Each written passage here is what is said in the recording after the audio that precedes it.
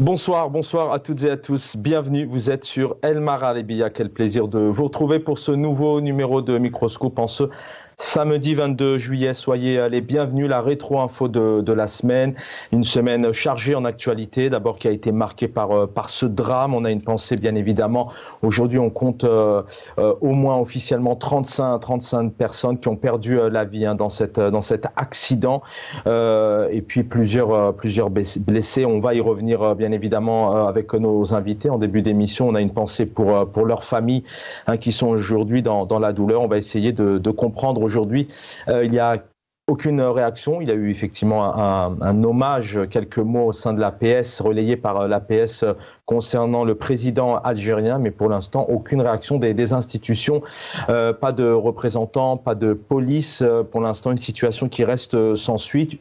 Félicitations, bien évidemment, à tous les bacheliers, celui dont on parle qui représente vraiment la fierté de toute cette jeunesse qui a eu son bac, c'est Mohad Gasmi, qui est détenu, qui a eu son bac. Félicitations, ils sont très très nombreux. Ceux qui l'ont pas eu cette année, on a une pensée bien sûr pour vous. On vous souhaite encore une belle année de travail et puis on vous souhaite une belle réussite. Et puis l'actualité qui a été marquée en cette semaine entre lundi et vendredi, c'est la nouvelle visite diplomatique d'Abdelmajid Tebboune en Chine, le Qatar, la Russie, la Chine. Il rentre de Turquie. On va essayer de comprendre avec nos invités tout simplement à quoi riment toutes ces visites diplomatiques. Est-ce qu'il y a réellement des enjeux économiques quand on sait par exemple que la Chine aujourd'hui c'est 17% notamment de part de marché pour 2023. On est à 8 milliards de dollars donc d'exportation chinoise vers l'Algérie. On sait que la Chine est très présente, notamment dans la construction, notamment certaines infrastructures. Parfois, ça fait polémique et un mécontentement des Algériens, notamment dont la manière s'est faite, mais il y a déjà énormément de partenariats. On va essayer de comprendre qu'est-ce que cela peut apporter de plus. Toutes ces visites ont eu lieu et clairement avant la France. Est-ce que la France est totalement zappée ou est-ce que notamment Abdelmajid Tebboune souhaite se rendre à la rentrée en France en disant voilà, moi j'ai des atouts avec la Russie, avec la Chine et bien évidemment notamment entre autres avec la Turquie et le Qatar. Est-ce que ce sont réellement des atouts? Allez, sans plus tarder nos invités avec nous donc Abdou Samar, journaliste, directeur d'Algérie Part. Bonsoir cher confrère.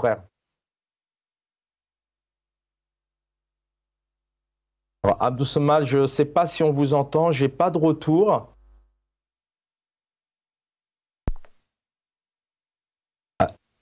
Voilà, donc on va essayer de vous rappeler. Est avec nous donc le plaisir aussi de l'avoir. Youssef Amar Khoja, militant politique, fidèle à l'émission. Bonsoir et merci cher Youssef d'être présent. Bonsoir Chavan Zefloun, bonsoir à toute l'équipe El Marhalibiya, à nos concitoyens, notamment ceux de l'intérieur, et à vos invités.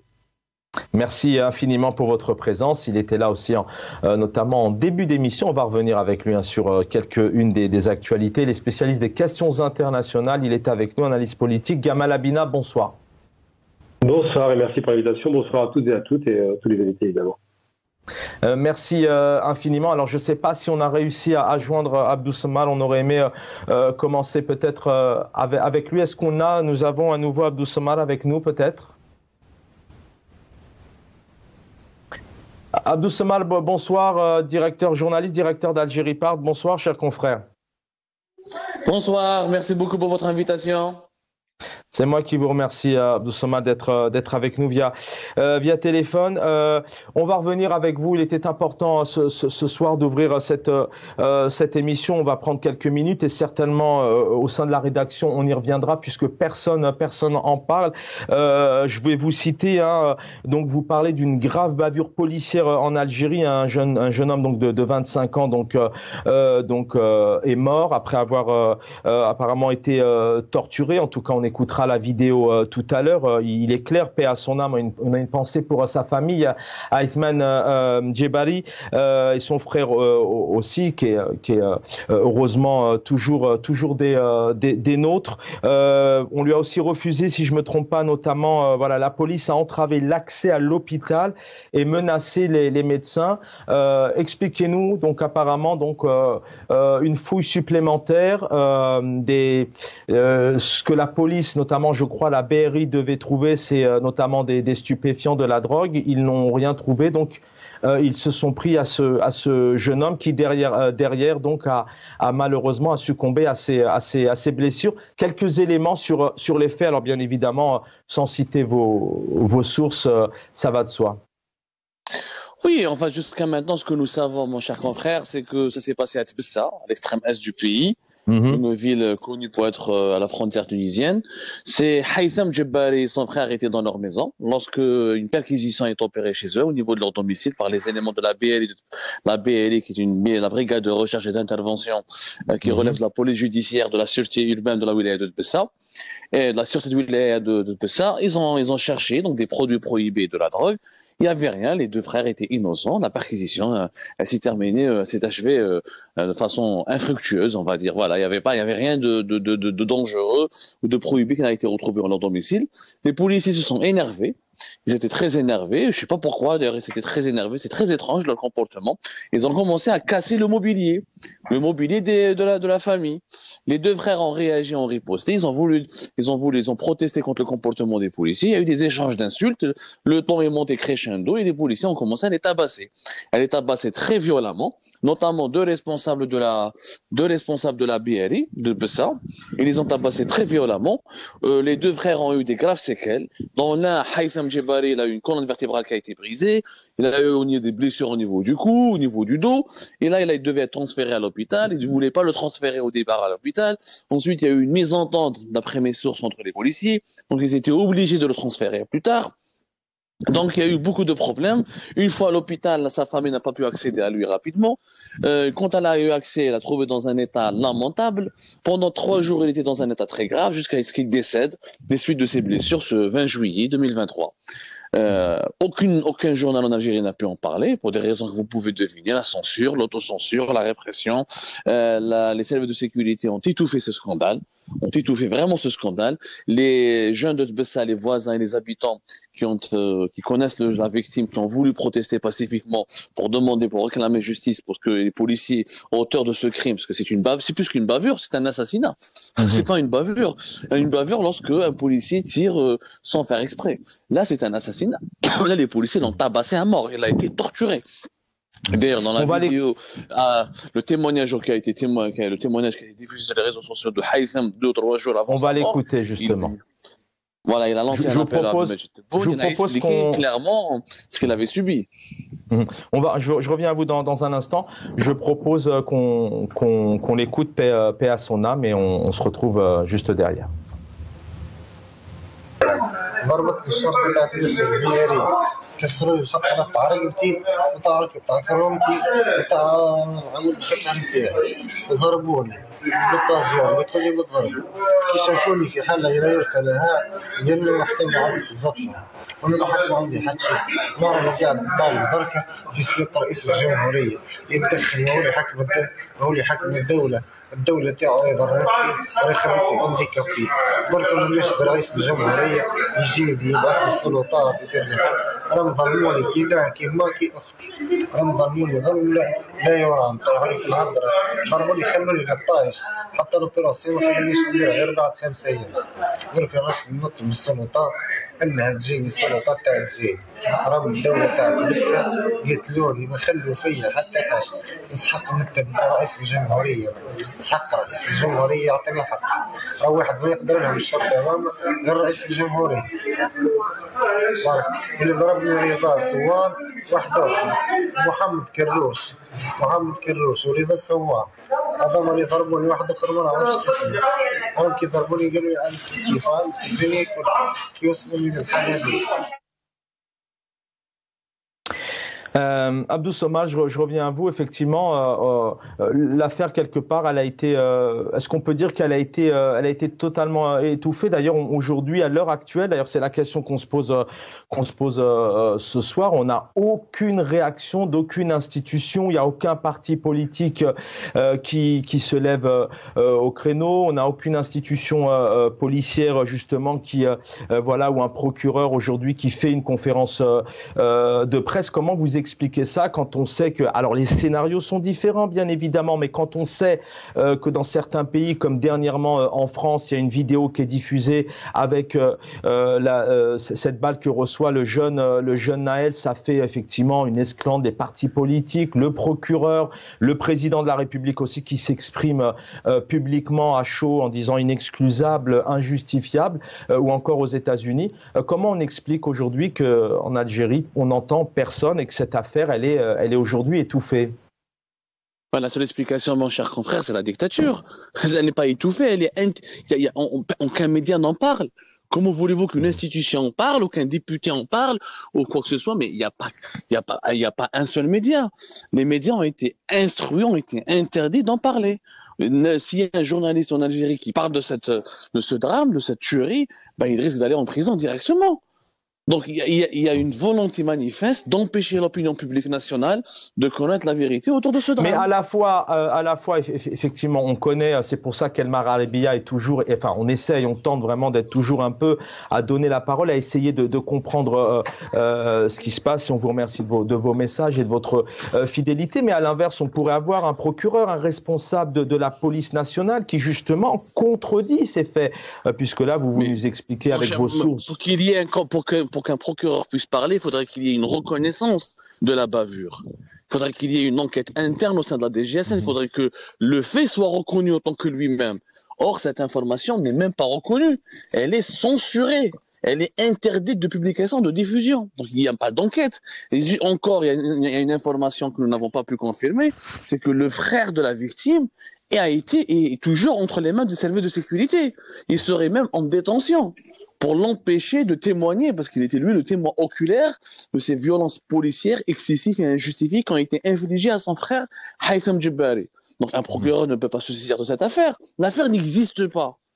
Pour le moment, l'affaire elle n'existe pas. Il n'y a que vous qui en parlez. L'affaire n'existe pas. Vous en parlez. Nous, on en parle aujourd'hui. Qu'est-ce qui fait que, excusez-moi, je vous donne la parole, mais justement, effectivement, les partis politiques n'en parlent pas, encore moins la présidence, les ministres ou la police, mais effectivement aussi le peuple on essaie juste de comprendre, bien évidemment, c'est qu'il y a une crainte, on essaye de se protéger parce qu'on sait aussi que dans certains États, lorsqu'il y a une situation comme celle-là où la police est remise en question sur donc la disparition et la mort d'une femme ou d'un homme, derrière, ce sont des sorties, parfois des graves émeutes. Effectivement, aussi, le peuple aussi, c'est quoi? Il a peur pour ne pas réagir, pour être un peu discret? Comme je vous ai dit au départ, il y a une tentative d'organiser des rassemblements pacifiques qui sont empêchés. Tous les réseaux sociaux sont surveillés. Celui et celui qui veut appeler à une marche, la personne est rapidement identifiée, arrêtée et interpellée. Il y a eu sur les militants de Tbessa, certains habitants de Tbessa ont diffusé des images où des jeunes ont essayé de protester dans la rue en criant Silmia, Silmia. On n'est pas en France. En Algérie, les jeunes sont éduqués, sont civilisés, ils veulent pas casser, ils veulent juste réclamer justice. Donc il y a une dictature qui empêche les gens de s'exprimer. Les autorités algériennes ne veulent pas que ce drame soit médiatisé, soit porté sur la scène publique. On veut le faire passer aussi sous silence.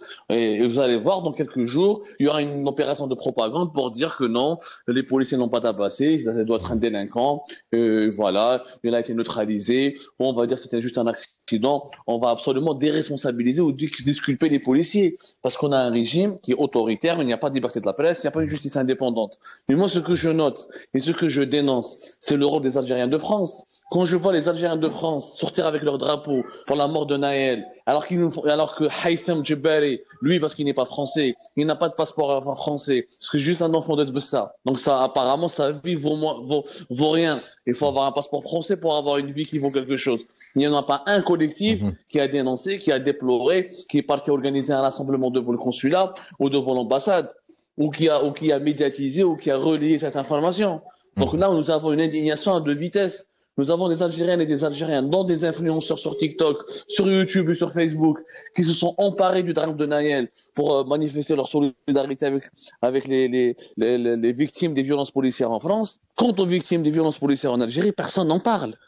Pourquoi? Parce que ça ne suscite pas le buzz et parce que le régime algérien fait peur. Le régime algérien, si tu le critiques, il t'arrête à Alger, il t'arrête en Algérie. C'est un élément important. Avant c'est pas évident, mais la question se pose. Pourquoi, quand il y a un Algérien, un franco-algérien ou un Algérien ou un Français d'origine algérienne qui est victime des violences policières, tout le monde se mobilise pour lui. Et quand c'est un Algérien tout court, qui n'a pas de papier en France, qui n'a pas de passeport en France, qui n'a pas de lien avec la France, et ben celui-là, il peut mourir. On a l'impression que nos vies ne valent rien. Je suis désolé, la vie de Haytham vaut aussi bien que celle de Naël. Et le silence de ces Oui, Abdou Samar, avant de vous libérer, on connaît effectivement les méthodes. Parfois, on a des militants qui sont arrêtés et qui disparaissent, qui sont même parfois kidnappés, où les familles n'ont pas de nouvelles pendant des fois 2, 3, 4 jours. Ce sont des affaires courantes. Je pense à la vice-présidente du Congrès à Mazir, notamment Kamira Naït Saïd, ou encore à Karim Tabou, mais on pourra en citer plein. Ce sont là effectivement, on vous dit clairement que c'est une affaire donc qui a été notamment camouflé. Vous parlez aussi de méthodes, là on parle vraiment de tabassage, d'agression sur la colonne vertébrale, etc. Ce sont des méthodes courantes, notamment pour les téléspectateurs qui ne maîtrisent pas spécialement un peu comment fonctionne le pays. Selon vous, ce sont des méthodes courantes qui arrivent en Algérie, une BRI... Les violences policières en Algérie, c'est un secret de polichinelle. Il y a eu un nombre incalculable de bavures militaires et policières, parce qu'il y a aussi des bavures militaires, notamment dans les régions comme en Kabylie, où beaucoup de barrages, la nuit, etc., des jeunes militaires qui contrôlent pas, qui sont pas bien formés, ils confondent la population avec des éléments de groupes terroristes. Il y a eu beaucoup de bavures militaires. On n'a jamais eu de chiffres précis, mais on peut parler de plusieurs dizaines de morts durant les 10 dernières années. Ce sont des bavures. Sauf que récemment, il y a eu un effort, effectivement, au niveau de la promotion des droits de l'homme et la formation des policiers algériens. Il y a eu un effort important durant la dernière décennie, mais malheureusement, depuis la crise de politique de 2019 jusqu'à aujourd'hui, les pratiques de violence policière, les arrestations musclées, les cas de torture, de harcèlement sont devenus monnaie courante. Parce que le régime algérien utilise le cas de force majeure, la nécessité de maintenir l'ordre public pour justifier certaines violences très excessives. Très excessif. Malheureusement, il y a beaucoup de cas, il y a beaucoup de bavures et de violences policières qui se déroulent à l'intérieur du pays. Là, et malheureusement, il n'y a pas assez de réseaux de citoyens journalistes, où les réseaux sociaux ne sont pas assez développés, où l'utilisation d'Internet n'est pas développée, et on a du mal encore à obtenir l'information. Mais c'est une pratique malheureusement ordinaire, je dis bien, qui a été combattue ces dernières années. Il y a eu des efforts qui ont été faits, mais depuis 2019, il y a une régression importante, et les services de sécurité abusent énormément de leurs prérogatives pour s'en prendre à des citoyens désarmés et pacifiques. C'est ça, dernier mot, vraiment 30 secondes, on passera à nos deux autres invités, je remercie d'être là. Là, effectivement, il y a des moyens, d'ailleurs, je crois qu'on parle, ça c'est peut-être pas spécialement la première fouille, je crois, mais en tout cas, là, il y a des moyens qui sont mis avec des méthodes selon vraiment ce que vous nous expliquez. Est-ce que quelque part, ce sont les mêmes méthodes qui sont aussi entreprises quand il faut aller essayer d'aller chercher dans les hauteurs des barons, des stupes, en mettant bien sûr ce jeune. Oui, alors les barons, dans les affaires de drogue, la torture elle est systématique. Moi, je vous donne un témoignage. Moi, j'ai fait la prison d'Al-Harrach entre 2000 et 2018, quand, dans le cadre d'une affaire politique, j'étais parmi les premiers détenus bien avant le déclenchement du Hirak. J'étais dans une section à la prison d'Al-Harrach où il n'y a que des barons de la drogue ou des leaders de la mafia de la drogue. Quand ils sont arrêtés, dans les affaires de drogue et de terrorisme, les personnes sont systématiquement torturées en Algérie. On te torture, il y a même des faux témoignages qui sont obtenus sur la base de la torture. Ça, c'est dans ces affaires-là, elle est systématique. Je veux dire que quand je dis torture, on vous bat, roué de coups, on frappe les gens, on utilise les méthodes les plus musclées pour faire parler les personnes interpellées. Malheureusement, c'est des méthodes. Mais encore une fois, ce n'est pas comme ça qu'on va arriver à lutter contre la criminalité. Au contraire, on voit que la criminalité n'a jamais baissé, et le trafic de drogue n'a jamais baissé, parce que la violence ne génère que de la violence. Et ce n'est pas avec de la violence systématique qu'on va combattre la violence. Mais malheureusement, les services de sécurité en Algérie, ils ont un statut et une certaine forme d'impunité et une forme d'autorité qui a pris des dimensions très alarmantes, malheureusement. Merci Abdou Samad d'avoir nous avoir un peu expliqué tout ce dont vous avez parlé sur votre média. Voilà, il était important pour El Mara Alebia vraiment de revenir sur cette affaire. Pour l'instant, effectivement, on n'a entendu personne.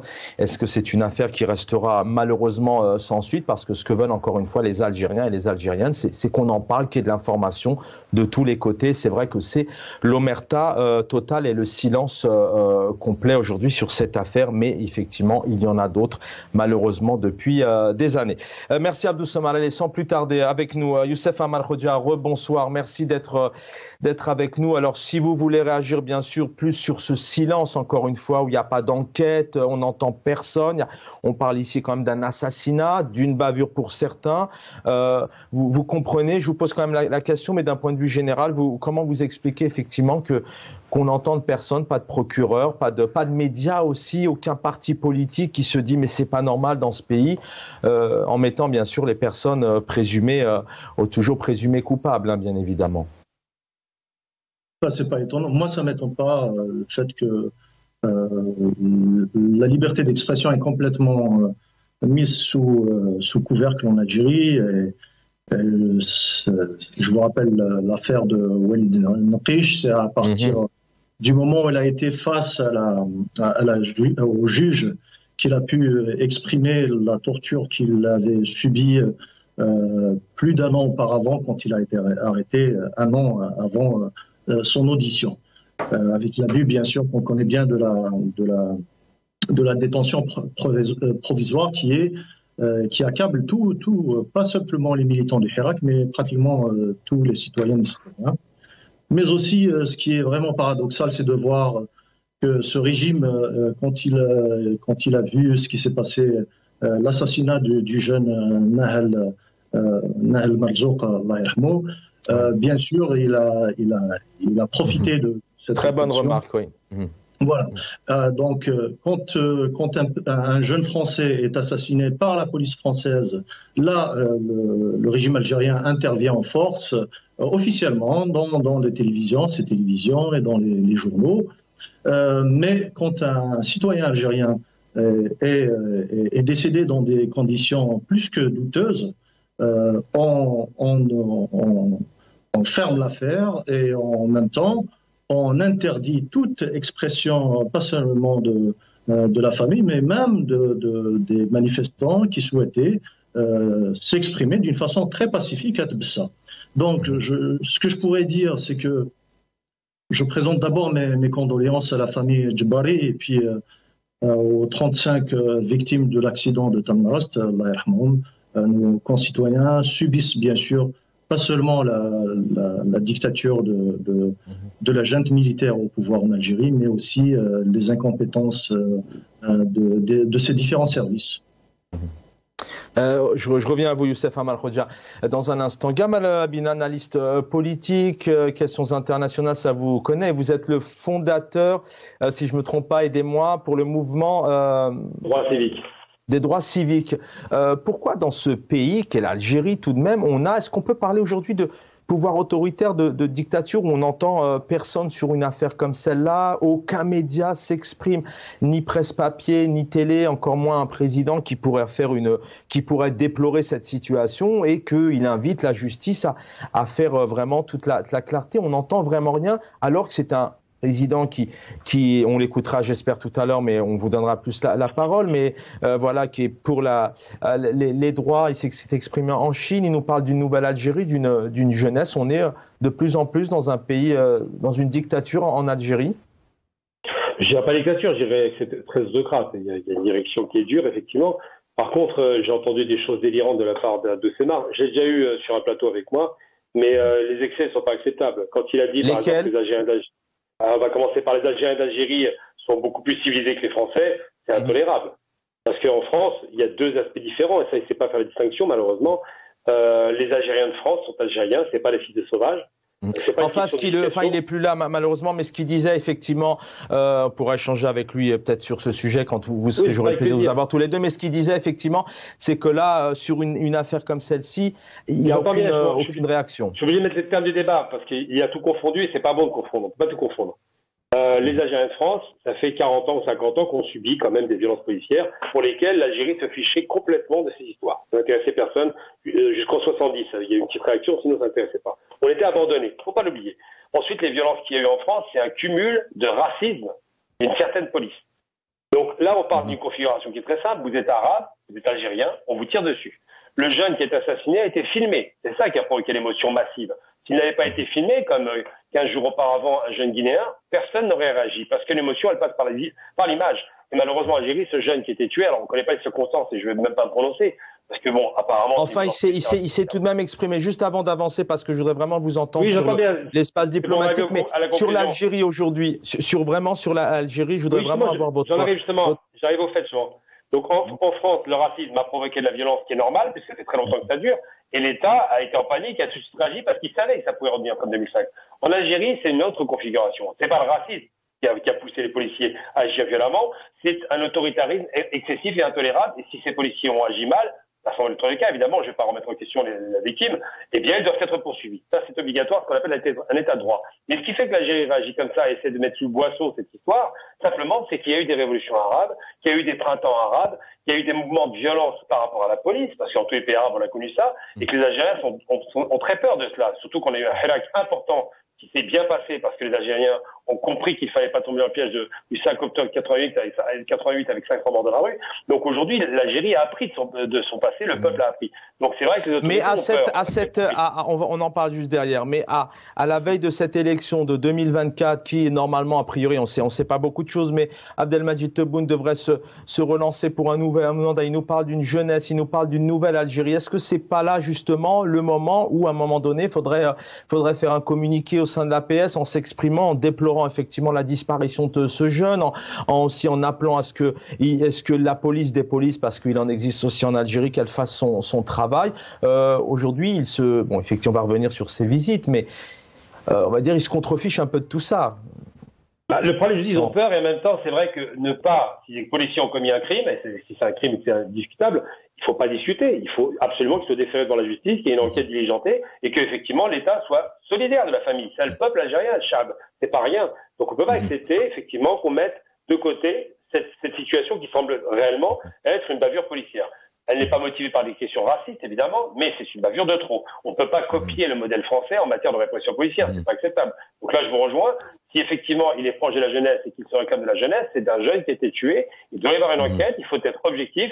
Si les policiers sont mal comportés, ils doivent être poursuivis. C'est pas merci. Je reviens à vous, Gamal Abina. Youssef Amar Khodia, on rentre dans la diplomatie avec cette transition. J'en parlais avec mes collègues tout à l'heure au sein de la rédaction. Est-ce que là, Abdelmadjid Tebboune, au moment où il doit se rendre en Chine, il y a ce drame, 35 victimes aujourd'hui, des blessés qui ont été calcinés. Est-ce que c'était pas le moment justement de dire à Xi Jinping, je ne viens pas, je descends effectivement à Tamanrasset, et c'était peut-être là aussi pour lui d'abord de montrer un exemple, un message. Est-ce qu'il n'a pas raté quelque chose, notamment pour se redorer le blason, gagner de la légitimité notamment? Mais si on prenait cette logique, il partirait nulle part, parce qu'il y a déjà chaque semaine des jeunes Algériens, voire des femmes et des enfants qui se noient en Méditerranée. Donc il faut aussi se mettre à la place des objectifs du clan Chengueliha Tebboune, maintenant surtout de Chengueliha, c'est d'aller voir des grandes puissances pour chercher une validation pour le second mandat de Tebboune de 2024. Donc c'est la priorité du moment, c'est la réélection de Tebboune en 2024. Alors vous gardez la parole, question directe maintenant. Toutes ces visites, on connaît, je vais vous laisser, vous connaissez mieux le dossier certainement que moi. La Chine et l'Algérie, c'est depuis des années. Il y a pas loin de 17% de part de marché. Pour 2023, c'est pas loin de 8 milliards de dollars sur la Chine. Donc est-ce qu'il y aura quelque chose de nouveau?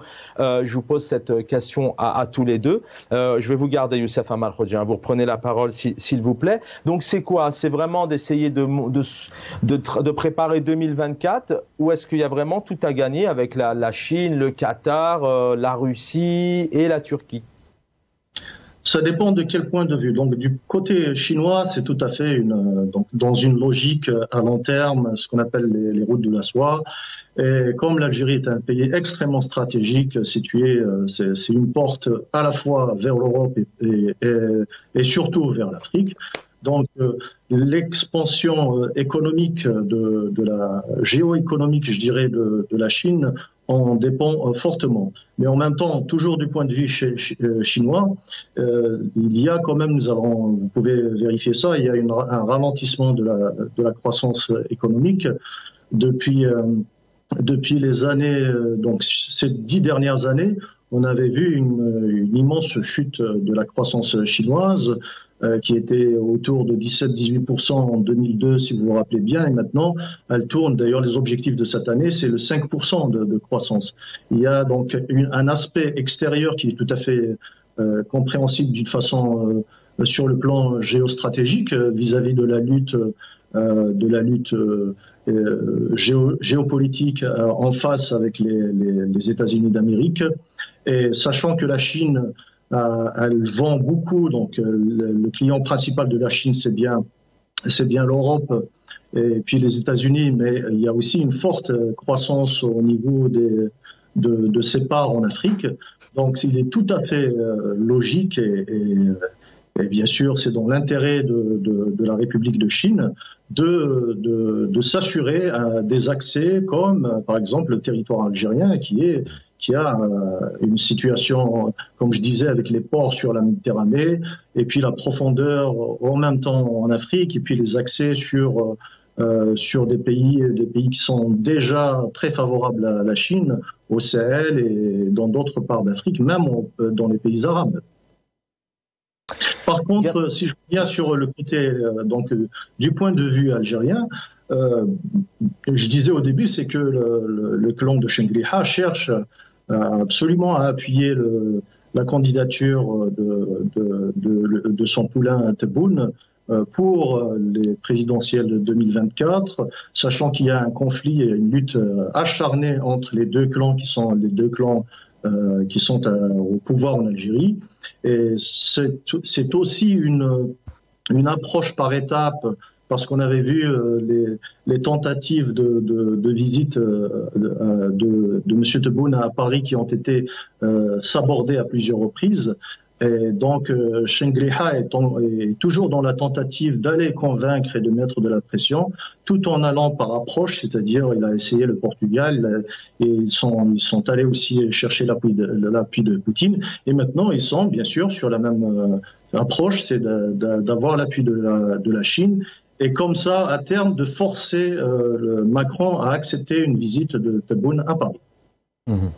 Gamal Abina, j'aimerais quand même voir aussi votre réaction. Est-ce que Abdelmadjid Tebboune n'aurait pas pu prendre une autre trajectoire, une autre décision? Est-ce qu'on peut parler encore de mépris? Il y a eu dernièrement aussi des disparitions, notamment chez les jeunes qui venaient de Hatouassif, jeunes qui ont pris le large. Il y a comme ça à chaque fois des drames où parfois on parle de mépris. Est-ce qu'il n'aurait pas dû, le président algérien, prendre une autre trajectoire en annulant sa visite en Chine pour son peuple? On a vu dernièrement des cas précis en Europe et notamment en France où, par exemple, Emmanuel Macron a annulé sa visite, j'ai un trou de mémoire, je sais plus, en Belgique je crois, parce qu'il y avait des émeutes et il fallait régler ça.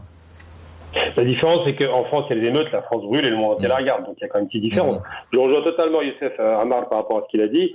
Il a parfaitement raison. Un chef de l'État n'a pas à s'arrêter parce qu'il y a un drame en Algérie. Ça n'a pas de sens. C'est le Premier ministre qui doit faire ce travail-là. Le chef de l'État, c'est le VRP du pays. Il est là pour vendre l'Algérie, entre guillemets, et les qualités, pour attirer les idées, les investissements directs étrangers. Et il le fait avec brio. Il faut lui reconnaître ses qualités. Il a plein de défauts, certainement, mais la qualité, c'est qu'il va en Chine. Il y a le pays le plus important de la planète aujourd'hui.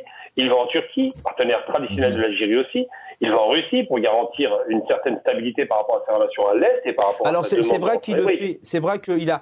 On voit ici la fraternité, l'amitié, l'engouement, et c'est vrai que c'est dans les gènes voilà des pays d'Afrique, du Maghreb, de l'Afrique subsaharienne. J'apprends rien à personne. Mais concrètement, qu'est-ce que ça peut apporter toutes ces visites? Est-ce que c'est politique? Est-ce qu'il y en a eu tellement des visites depuis maintenant plusieurs années, même du temps de Bouteflika? Est-ce que réellement c'est quoi Gamal Abina? C'est économique et il y a une réelle stratégie de développement dans les futures années pour le peuple, ou est-ce qu'on est dans cette diplomatie, on est encore dans une stratégie de pouvoir personnel et les Algériens ne verront rien dans les mois à venir? Je ne crois pas qu'on soit dans la stratégie de pouvoir personnel parce que le Hirak est passé par là. Ça fait peur. 20 millions d'Algériens dans la rue, ça fait réfléchir. Aujourd'hui, ils ont besoin d'acheter la paix sociale, c'est vrai, mais plus en distribuant l'argent comme c'était fait avant avec les différents dispositifs, ils ont besoin de garantir qu'il y a un développement pérenne dans le pays. Et pour y arriver, on n'y arrive pas automatiquement tout seul. Il faut passer par les partenaires étrangers les plus solides. La Chine, la Turquie le prouve, elle investit énormément en Algérie. La Chine, c'est 36 milliards de dollars qui ont été proposés. Donc, est-ce que ça sera transformé? On l'espère. Mais 36 milliards de dollars, ça correspond à 20 ans d'IDE. Donc, c'est un record absolu. La Chine, le partenaire chinois, c'est 10 milliards de dollars d'échange en 2001. C'est passé à 200 milliards. Et votre invité, Youssef l'a dit très bien. Les Chinois avaient une croissance à 2 chiffres qui était extraordinaire au début du siècle. Et aujourd'hui, elle a eu difficilement, en 2021, elle a fait 8,5%, c'était du rattrapage. Et puis là, elle est à 3,5%. Donc les Chinois ont besoin de points de croissance, ont compris qu'avec ces nouvelles routes de la soie, ils pourraient trouver des points de croissance. Les Algériens ont compris que les Chinois avaient besoin de cela aussi. Ils ont parfaitement compris qu'il y avait un ralentissement de l'économie chinoise et que c'était dangereux pour la Chine. Et comme ils veulent rentrer dans les BRICS, eh bien, les Chinois ont confirmé qu'ils acceptaient. C'est un donnant-donnant qui est parfaitement gagnant pour l'Algérie. La Turquie veut aussi rentrer dans les BRICS et augmenter ses relations avec l'Algérie. On le voit avec la Russie. Enfin, c'est pas n'importe quoi. On est dans du caractère politique, économique, géostratégique. Et l'Algérie, ça a été dit tout à l'heure aussi par votre invité. Et c'est central. C'est le pilier d'Afrique du Nord. Tout passe par le centre de l'Afrique du Nord, qui est l'Algérie. Les routes, les chemins de fer, l'autoroute Est-Ouest, les ports qui sont de plus en plus performants, on le sait aujourd'hui. Donc c'est vrai que ces investissements massifs, s'ils arrivent, je ne dis pas que ça arrive. J'espère que ce sera le cas, que ce ne seront pas les mêmes paroles. 19 grands projets. Si ça arrive en Algérie, ça va littéralement transformer la société algérienne et sans doute peut-être améliorer les conditions de vie. Mais comment, selon vous, et d'ailleurs je pose la même question pour Youssef Amal Khodja, comment, selon vous, on peut effectivement donner envie, amener la Chine, la Russie privée, la Russie aussi publique, pour reprendre les termes d'Abdelmajid Tebboune, à investir au sein du pays, quand à l'intérieur tout de même, on a une économie qui a du mal à se développer en termes de start-up, en termes de système de financement, de système de paiement. Aujourd'hui, on sait que la carte bancaire, par exemple, c'est un exemple tout simple, mais elle est tellement présente aujourd'hui dans les grands pays qui sont vraiment développés économiquement.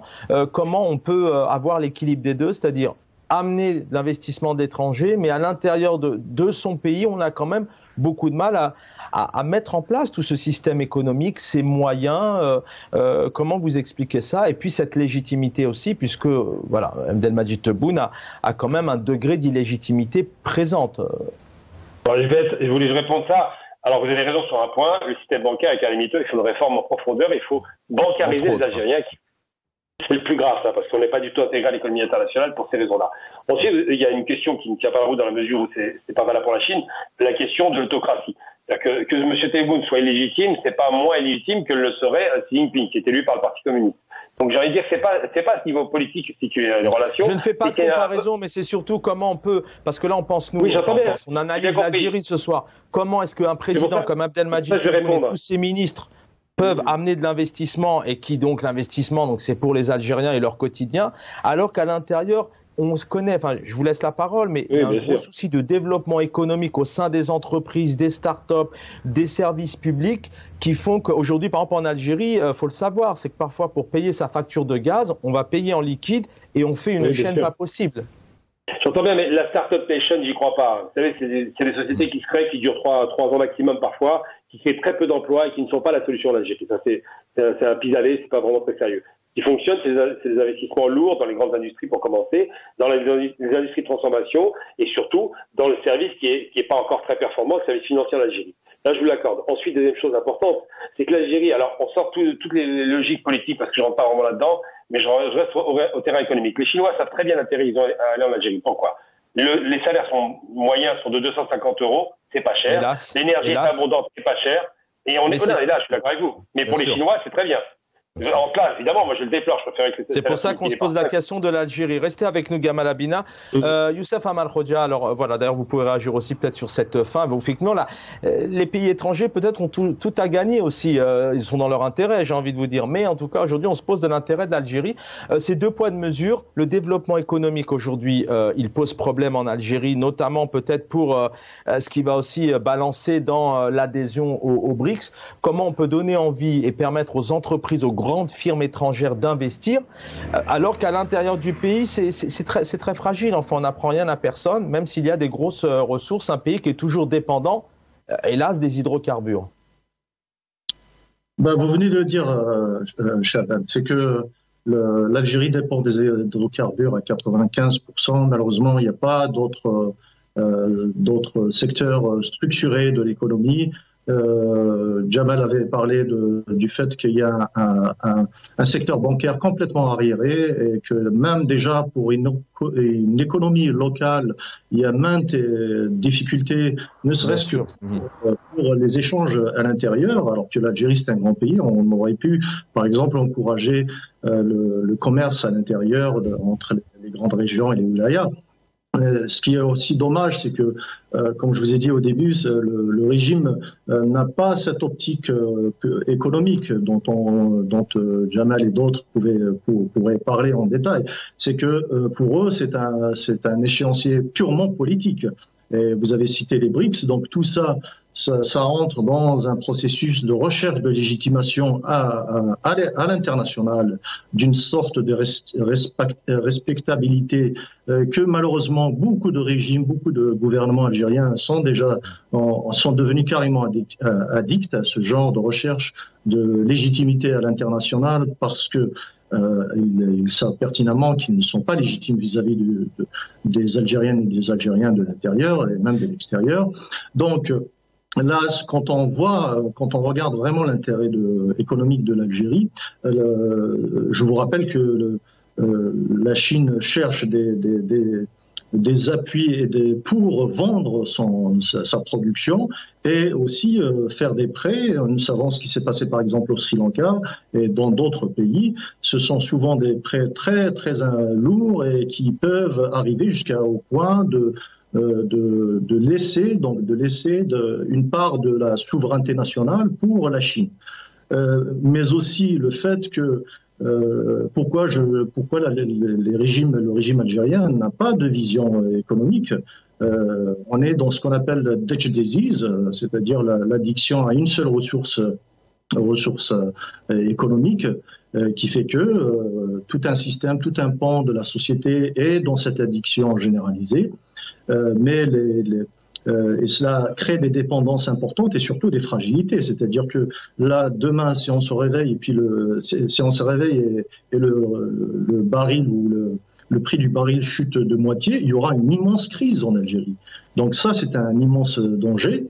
Mais aussi le fait aussi de grosses erreurs, des erreurs vraiment catastrophiques, le fait de se mettre sur le dos, de couper par exemple tout un marché qui était avec l'Espagne, au lieu de réfléchir d'abord économiquement sur l'intérêt de la nation, surtout à long terme, parce que l'Espagne était un gros client en hydrocarbures algériens, et le fait aussi d'avoir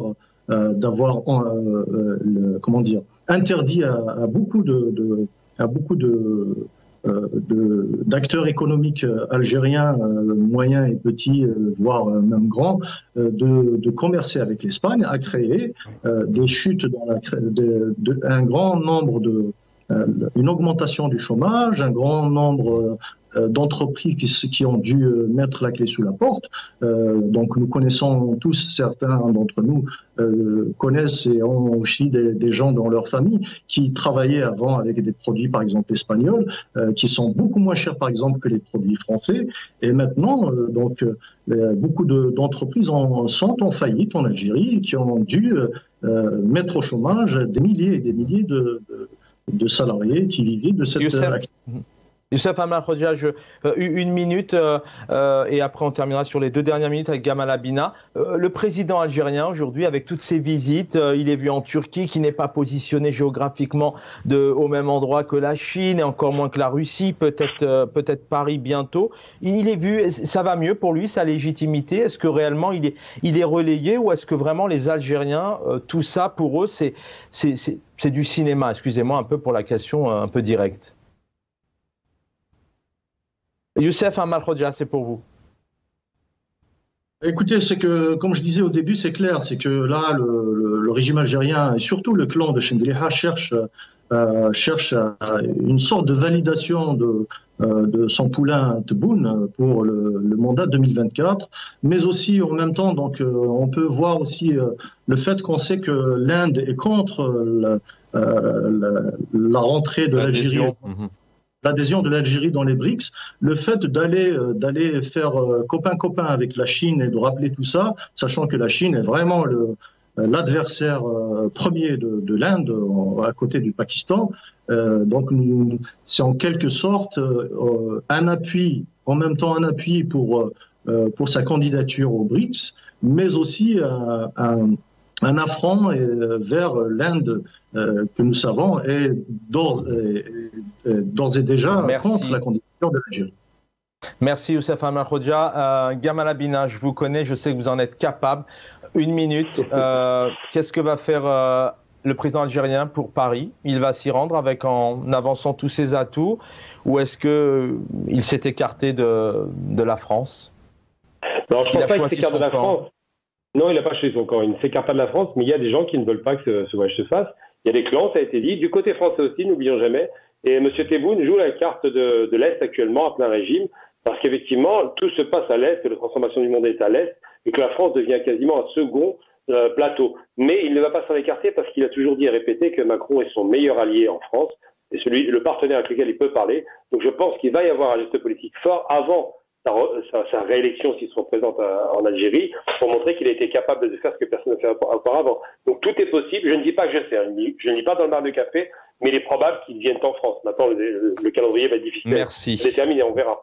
Merci Gamal Abina d'avoir été avec nous. Youssef Amal Khodja, merci pour votre fidélité. Abdou Somar, merci aussi pour votre présence. On a encore une fois ce soir une pensée pour les 35 victimes qui ont, dans le cadre de cet accident malheureux, on a une pensée pour leur famille bien évidemment. Et puis voilà, cette vidéo qu'on vous a diffusée du jeune Aithman Beradji qui malheureusement donc a perdu la vie, qui a succombé à ses blessures suite notamment donc après ce que nous a expliqué Abdou Somar après l'intervention de la BRI. Aujourd'hui, on vous le disait, on n'a aucune réaction. Fallait qu'on en parle ce soir. C'est aussi ça, El Mara Al-Biya, c'est de parler de tout et d'essayer vraiment d'être transparent et de vous donner les informations pour que rien ne soit étouffé. Merci à l'équipe en régie. Dans quelques instants, vous avez rendez-vous avec El Umq. Je crois que c'est mon confrère Athman Sebag qui est aux commandes. Bonne soirée.